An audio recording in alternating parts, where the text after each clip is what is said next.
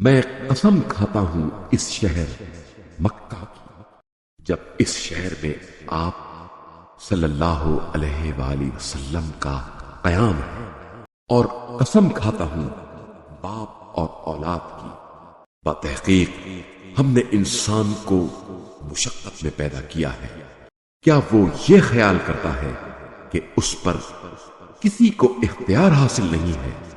کہتا ہے میں نے بہت سا مال برباد کیا، کیا وہ یہ خیال کرتا ہے کہ کسی نے اس کو نہیں دیکھا؟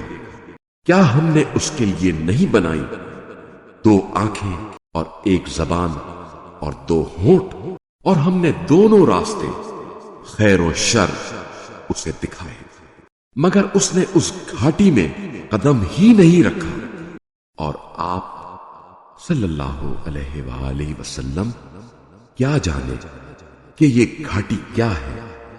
گردن کو غلامی سے چھڑانا، یا فاقے کے روز کھانا کھلانا کسی رشتہ دار یتیم کو، یا کسی خاک نشین مسکین کو۔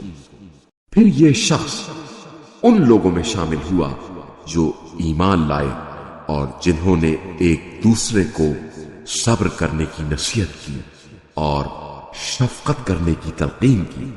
جو اس گھاٹی میں قدم رکھتے ہیں یہی لوگ دائیں والے ہیں، اور جنہوں نے ہماری آیات کا انکار کیا وہ بدبخت لوگ ہیں۔ ان پر ایسی آتش مسلط ہوگی جو ہر طرف سے بند ہے۔